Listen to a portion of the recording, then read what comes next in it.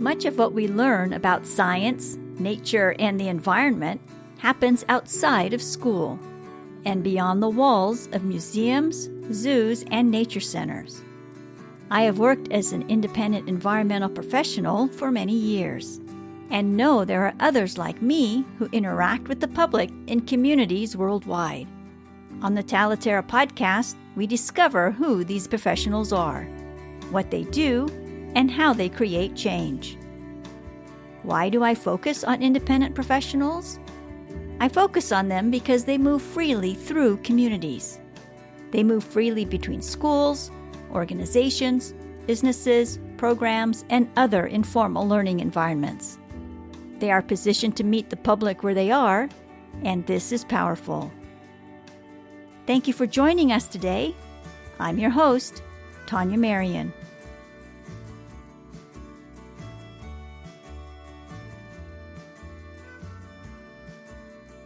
Sue Heatherington is a quiet disruptor. She started introducing herself this way after a period of time that was marked by family trauma, business challenges, and serious illness. The first time Sue introduced herself as a quiet disruptor, she was surprised by the reaction she received. In this episode, we join a conversation that Sue led during an author event we had in May. Sue called in from her home in a small valley in Wales, where she lives with her husband Steve and a herd of alpacas. What is a quiet disruptor? And what has Sue learned about them? Let's join the conversation. Words actually do shape us. They shape us more than sometimes I think we realise. They shape the way we think. They shape the way we see the world.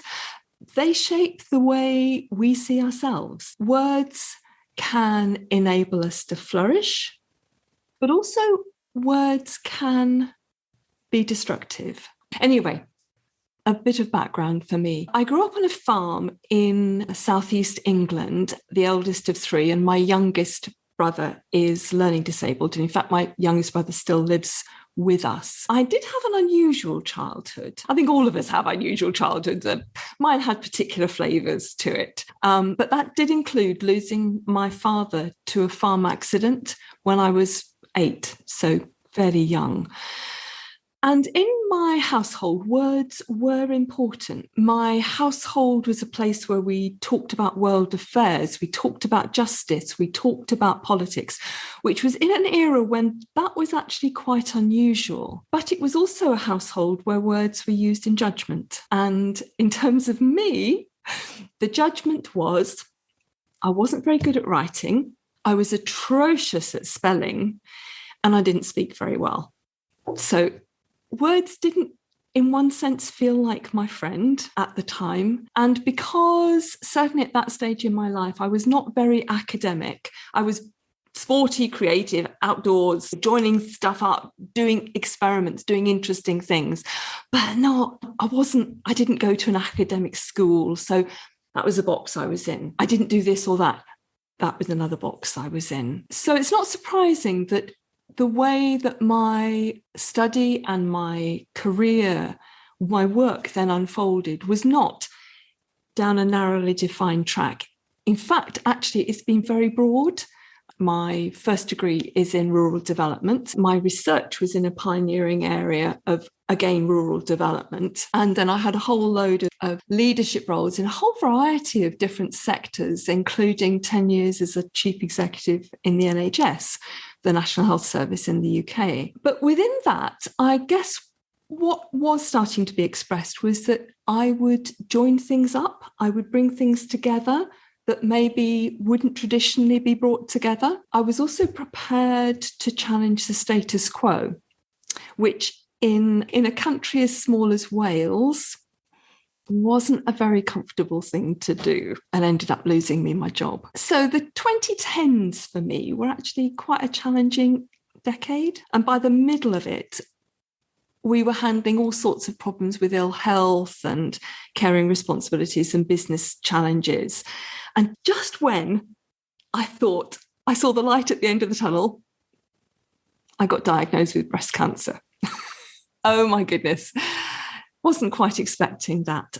And in coming through it, I realized that I was actually quite isolated. And as I started reconnecting with people, I needed to find a way of introducing myself that wasn't going to be without all the weight of my backstory. And so I put these two words, quiet disruptor, together. And that's when I realized that the world was changing. Because instead of people saying, quite disruptor, what on earth do you mean? How have you defined it? How do you measure it? All of the kind of concrete, sequential, precise stuff, bureaucratic stuff. Instead of that, I found that people were starting to try on this new phrase, try it on for size. And we're going, oh, I like that. Maybe that means I can make change and be part of creating change, but in a different way than being, the superhero, the one who's in control of everything. So in that moment, I realized that this shift was happening and the world was becoming a different place for people to express themselves in different ways. And as I started looking around, I realized, actually, there are quite a number of people who are going about making significant change, but they were doing it in a different kind of way. They weren't the superheroes. They weren't the people with the megaphones. They were people who were doing some really interesting stuff, challenging how things were, but were doing it by taking people with them rather than actually alienating people. And as I looked, I realized that maybe there is this new emerging group of people. This emerging group of people are what Sue calls quiet disruptors. She wrote a manifesto for them. Do you see yourself or someone you know in her declaration? The manifesto for quiet disruptors, because it's time to change the conversation for good. Have you noticed? We're shifting from one era to the next, from the modern industrial age with linear and predictable answers to a complex, interconnected and volatile world where what we do affects who others become and impacts our whole environment without us fully realizing it. We need different voices, people with fresh things to say who don't need to shout. Not just superheroes with confident gestures, nor the loud, always-on culture with quick answers that offer attractive sticking plasters, yet fail to see what comes next or why we're doing it anyway. But the thoughtful and creative change makers who look from the edge and craft their responses, who want to make a difference differently, not just for today, because more of the same won't do. So now is our time to shift the conversation by becoming the change we want to see, owning our voice, finding the others, and having the courage to speak softly about things that matter. Because only people make change, and change emerges with those who have the courage to be different, who think before they speak, who ask questions we'd sometimes rather not face, who create solutions we hadn't expected, who see more from the edge than the center and make connections that surprise us, who are driven to make a difference, but who want to do it differently with grace, who get their energy from calm reflection, beautiful ideas, and taking the long view, who exercise kindness, generosity, and stubborn courage in pursuing a different way of looking, being, and doing that can turn our world upside down for the better. It's time for the new change makers, the quiet disruptors with the courage to speak softly about things that matter. Who do you know that makes a difference in your field or in your community? Who do you see owning their voice and working with others? Next, Sue will speak a little more about the people who identify as quiet disruptors. Then she will pose some questions to you. As I kick off into exploring particular areas of this work on quiet disruptors, perhaps I should just say that two things. Firstly, in looking at quiet disruptors, or people who self-identify, who tune in with this, or who you look at and you think they're exhibiting the kind of characteristics that we captured, for example, in the manifesto, then we are people who might be quieter and reflective by nature, not necessarily introvert, but more thoughtful and more thinking through things rather than just speaking. But also, quiet disruptors are people whose values mean that they can't just keep quiet when something needs to be said. They can't just observe and, take the moral high ground by sitting back here somewhere, but actually be prepared at times to go out of their comfort zone and disrupt, do things that might provoke or might challenge. So it's almost like we've got three things that overlap: the quietness, being value-driven, and being prepared to be disruptive. Because if you just had being quiet and being disruptive, well, that could just go anywhere, couldn't it? It's rooted in the things that are so important that they are worth pursuing. And what I find when you bring those three things together and start to look at people who might exhibit those characteristics, what I then also found was that they also shared other characteristics. And in a way, that these characteristics follow through from things that are part of their essential nature. The first is that they tend to bring fresh eyes to the situation. They are curious. Curiosity is quite an important facet of who they are. They'll ask questions. They'll explore more. But secondly, they may well bring fresh expression, creativity to what they're doing.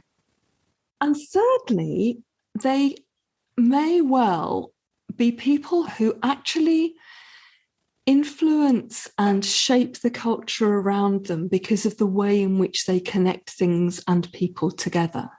So those three areas, what I've called three voices of curiosity, creativity, and connection.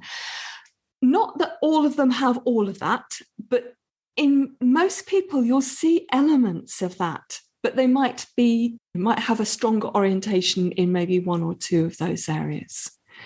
So if we take the first one about fresh eyes, and I love this quote from Marcel Proust, who says, "The real voyage of discovery consists not in finding new landscapes, but in seeing with new eyes." And the way I see that outworked is there's this inherent curiosity, which for many of us gets sort of really dampened down by the educational system and the climate we're in, which says, you've got to have the right answer. Don't worry about the question, just have the right answer. But actually, this is part of this quiet disruption. Questions are a gift. And not just questions, but taking time to really develop questions.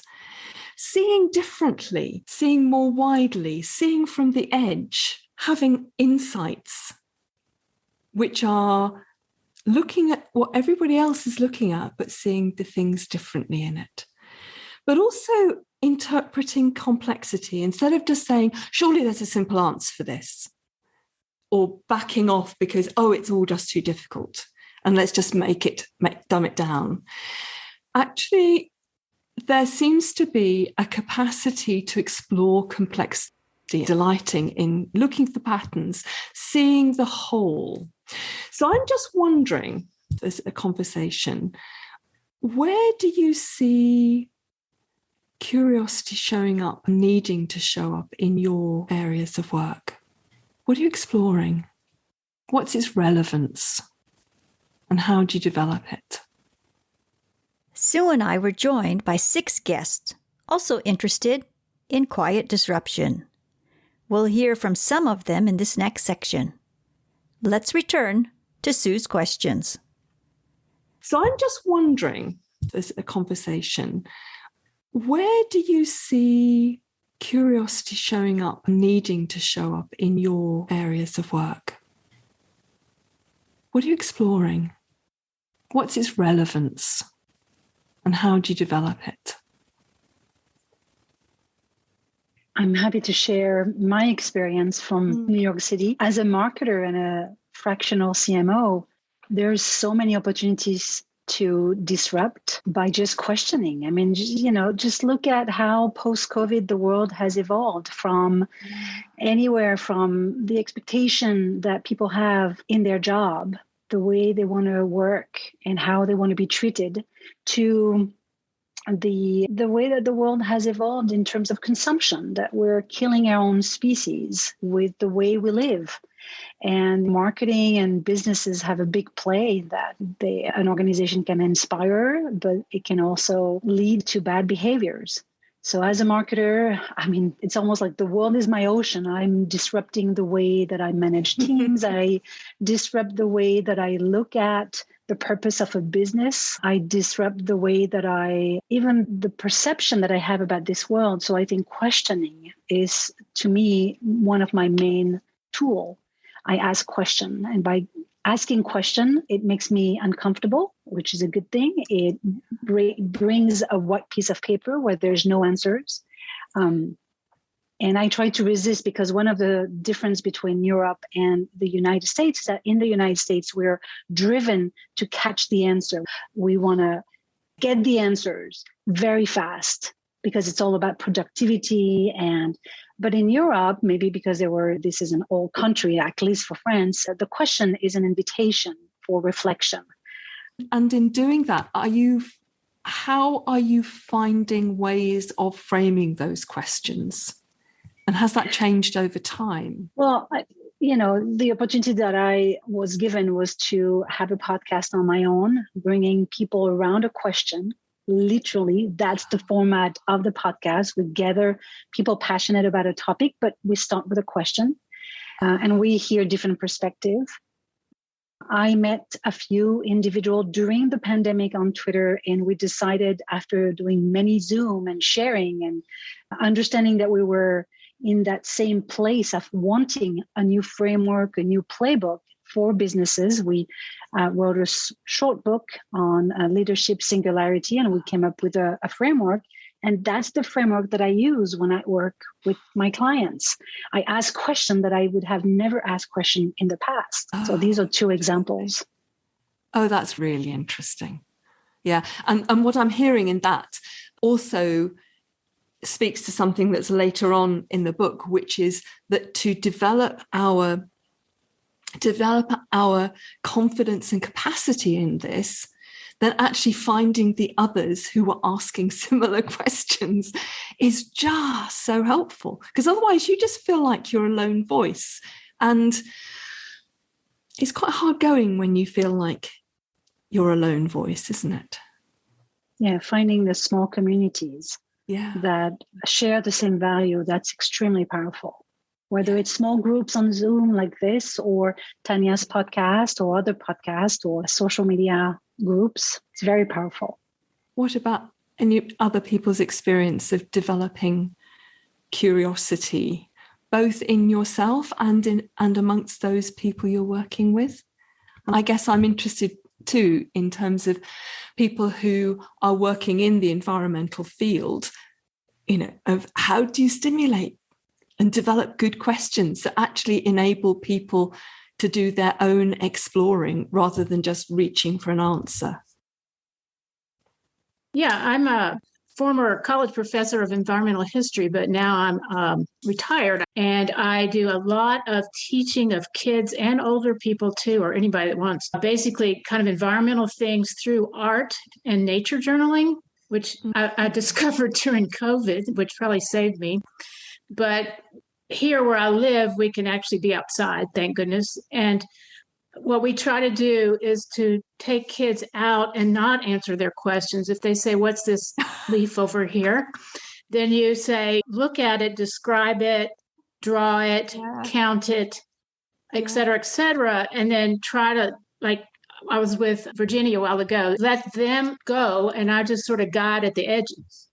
And then my goal is, and our group that does this, there's lots of people who do this stuff, is if you can come to love the environment through seeing it, exploring it, and being creative about it and asking questions and then answering them, you might be willing to save it.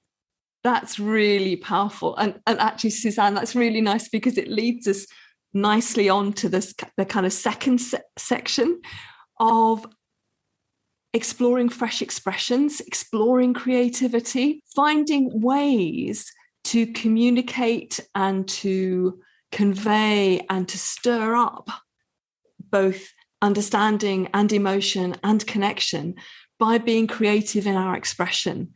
As Wendell Berry says, a mind once stretched by a new idea never regains its original shape, which I think is just wonderful. So how we release creativity, how we take creativity to problem solving, looking for new solutions, making things differently, not just doing it the same way, reimagining the everyday, but doing that through using creative tools that actually both grow us and grow the site around us. And then there's the whole thing of creative encounters, because creativity actually takes courage. What you were doing there with nature journaling, with taking youngsters into an environment where their reaction might be to find things that felt safe, but instead actually being creative, creating a different kind of space for them to encounter nature in a different way. We are not impacted just by knowledge. Fundamentally, we are impacted through our whole senses, and creativity and creative encounters really enable that. So using visuals, new art, new mediums of art, and indeed creative activism. In the UK, there's quite a movement on the Craftism Collective, and they, through embroidering, simple embroidery, handkerchiefs, individually for each member of the Marks and Spencer's board and giving it to them in a beautiful presentation, ended up changing the conversation at that board to the extent that they became the first major corporation in the UK to adopt the national living wage. They didn't do it by banners and shouting. They did it by an extraordinary creative act, as Sarah Corbett says, pretty handcrafted gestures of defiance. Now, you wouldn't expect embroidery to be defiant, but oh my goodness me, that's a very different way of engaging in communicating something that's different and is challenging. And then, of course, words themselves, words, poetry. You can't confine poetry. If you let poetry in, it's likely to explode inside you, which is why I love poetry so much, because it's devious disruption. Because rather than giving logic, reasoned argument, which people can say, okay, fine, but I'm not accepting that, or I'm disagreeing with that, or I'm walking away. If we communicate through words that touch our emotions and touch our imaginations, then actually the impact of it is so powerful. And of course, storytelling is a core part of that too, which is using creative expression to shift the conversation in a way that our previous linear forms just didn't do.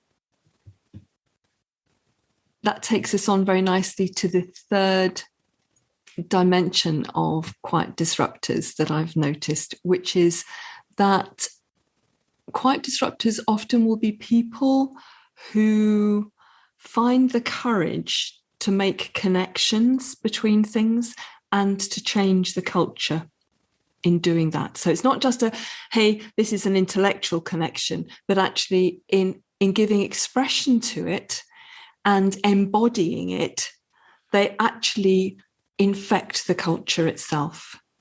As quiet disruptors, at the end of the day, our hope is that actually there are better and more solutions to the challenges that we're facing, not just the old ones that have been tried and tested and found wanting. Because if we didn't have that hope, why bother getting up in the morning, as it were, and going and doing the things? So it springs from hope. And that hope like that is infectious.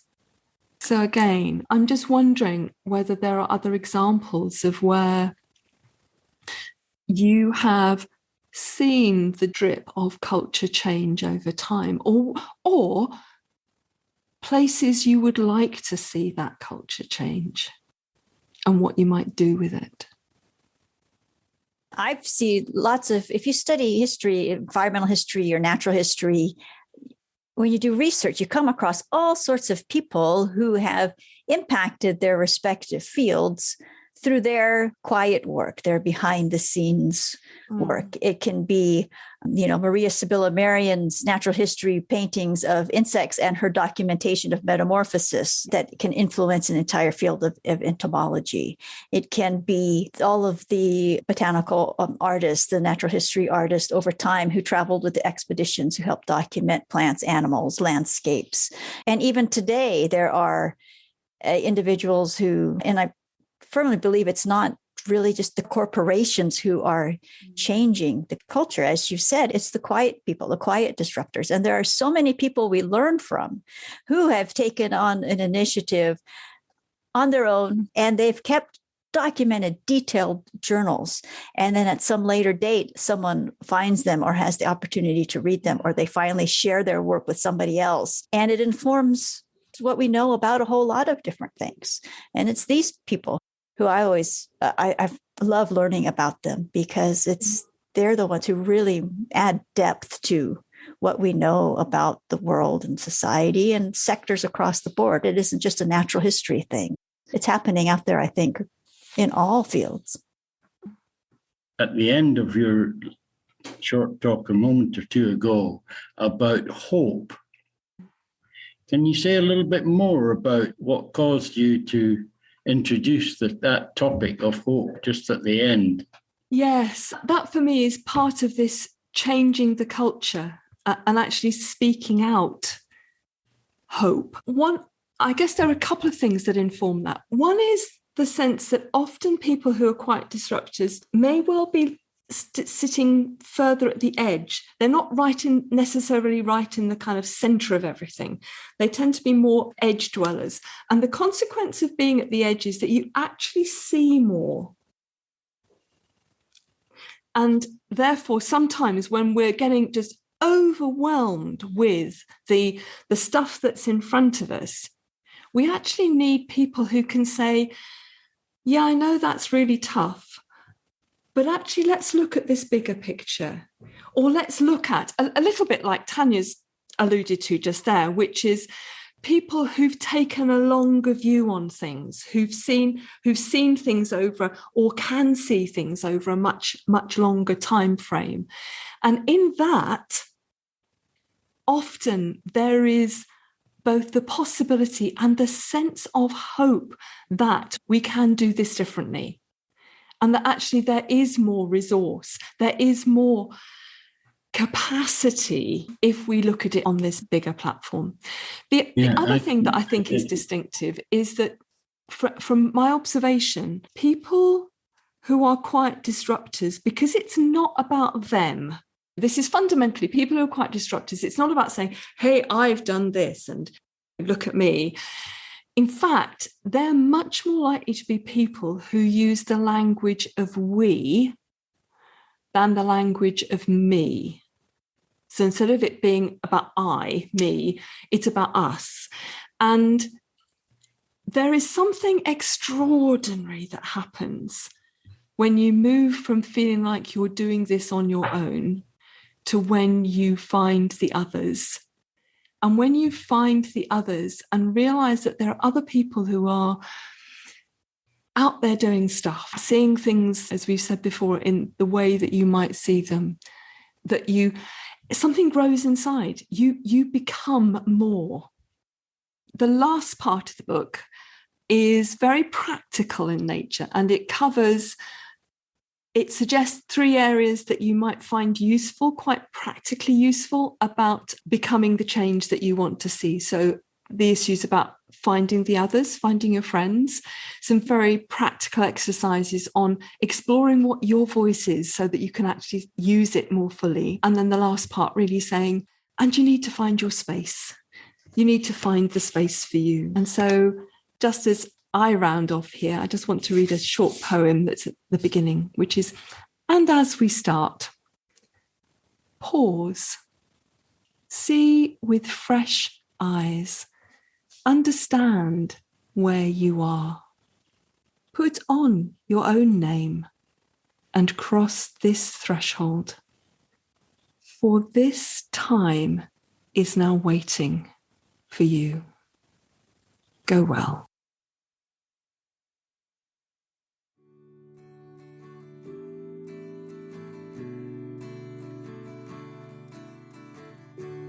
While I will never know every environmental professional personally, I have observed enough to assert that many are what Sue calls quiet disruptors.